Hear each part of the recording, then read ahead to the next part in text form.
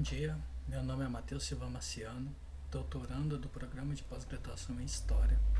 na linha 1, Poder, Espaço e Sociedade, sob orientação do professor Dr. Marcelo de Mello Rangel.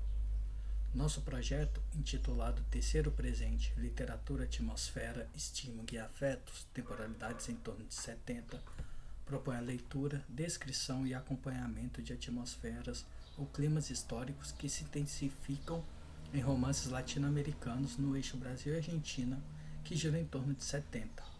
Nesse sentido, pretende-se tematizar as formas de organização das temporalidades mobilizadas nas obras e, com isso, pensar os relacionamentos possíveis entre as tonalidades do real representado e a organização das expectativas e das experiências através do ficcional. Sendo assim, parte-se da consideração de que, com relação ao retorno dos realismos marcantes na década de 70, a refração, decomposição das formas e tonalidades do que se apresenta nas obras de uma realidade complexa aponta para um relacionamento específico com o ficcional, colocando o imaginário como central para a reorganização e reorientação possível daquele presente.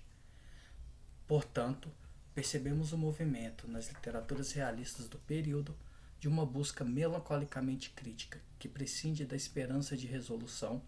a partir da reelaboração semântica e existencial da temporalidade, ou seja, a construção de imagens e possibilidades de compreensão daquele presente se movimentando através de horizontes de experiência e espaços de expectativa. Dito isto, consideramos que a relação entre os efeitos de sentido, hermenêutica, e os efeitos de presença, as afetações que emergem e envolvem no ato de leitura, que constituem os topóides das atmosferas que se intensificam, nos abrem caminhos e linhas de fuga para encontrarmos diferenças, alteridades em horizontes de semelhança que, em 70,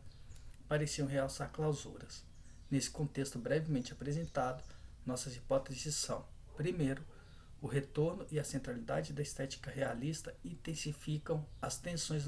nos relacionamentos entre o real e o ficcional, sendo que, de modo geral, entendemos que a literatura do período não se restringe à representação de um real dado,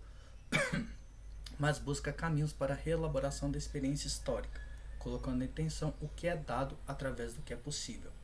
ou impossível. Com isso, entendemos que o caráter alegórico das narrativas com relação às identidades nacionais ou às experiências nas ditaduras civis militares acabam por realçar, na verdade, profundas fraturas, apresentando índices temporais que destacam contradições, paradoxos e ambiguidades na própria ideia de identidade nacional e ou literária. Terceiro, portanto, nossa hipótese mais geral é a de que, nesse quadro, há a intensificação de uma atmosfera melancólica. A partir disso, tematizamos algumas obras literárias, das quais destacaremos duas fontes para essa apresentação: Em Câmara Lenta, de 77, de autoria de Renato Tapajós, e Respiração Artificial, de Ricardo Piglia, publicado em 1980. Na primeira, encontramos uma forte referência à realidade da repressão do governo militar brasileiro e as ambiguidades e contradições que envolvem a atuação da resistência armada. Na segunda obra, somos envolvidos por uma ambiência na qual a própria impossibilidade de reconstituição da história através da escritura e do próprio contar o que se escreve, o historiografar, desdobrando-se uma experiência, digamos, de ausência de algo irrecuperável. Entretanto, a narrativa, marcadamente nos seus diálogos, é atravessada por um senso de história, o que realça o tom irônico da narrativa. Mas como, então, utilizando-se dos dois exemplos citados, trabalhamos tais tonalidades tendo em vista as expectativas e as experiências em 70? Acompanhando-se o que escreve Júlio Pimentel Pinto, entendemos que a literatura pode ser sim um sismográfico acurado, inclusive para a história. Graças à sua liberdade criativa e ao amplo aparato de recursos estéticos e de linguagem, ela pode perceber com agilidade o que outras narrativas demoram mais a notar. Resta, entretanto, que nós, historiadores e leitores, jamais ignoremos a dimensão estética da ficção, que jamais desconsideremos o trabalho em si da escrita. Se a ficção tem algo a nos dizer sobre o passado, isso deve ser buscado menos em seu caráter de suposto revelador imediato de um contexto, menos nas informações históricas que o texto literário oferece e que, evidentemente, não são dignas de confiança plena,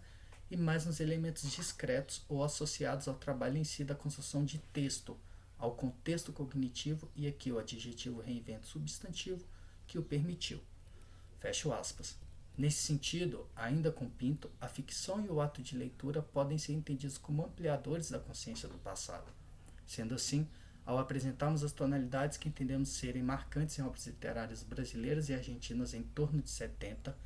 estamos apontando para o nosso objeto de análise, que é a atmosfera melancólica que se intensifica nas obras. Essa atmosfera melancólica é o que nos faz considerar a reelaboração semântica das expressões espaços de experiência e horizontes de expectativas em horizontes de experiência e espaços de expectativas. Essa possibilidade se apresenta pois nas fontes consultadas, como nos dois exemplos citados, encontramos confrontações, por exemplo, entre os projetos, digamos, mais estruturados que organizam o agir protensivo e a possível morte da literatura argentina enquanto alegoria de uma identidade nacional, isso em respiração artificial, assim como, no caso de Em Câmara Lenta, percebemos a possibilidade do fracasso revolucionário através das perdas da resistência armada, exposta na construção ao longo da narrativa da imagem de tortura que se conclui no uso da coroa de flores em uma militante, além de tensionar a manutenção da própria ideia revolucionária. Em ambos os casos,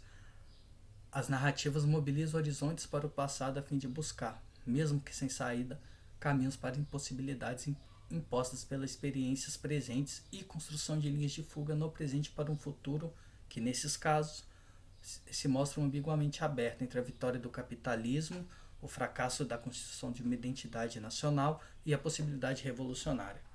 É nesse sentido que entendemos que a intensificação de uma atmosfera melancólica apresenta possibilidades de ampliação da consciência sobre as experiências passadas, apresentando caminhos e circuitos afetivos através dos quais a orientação no tempo se estabelece, para além e em diálogo com regimes de historicidades que se pretendem mais gerais.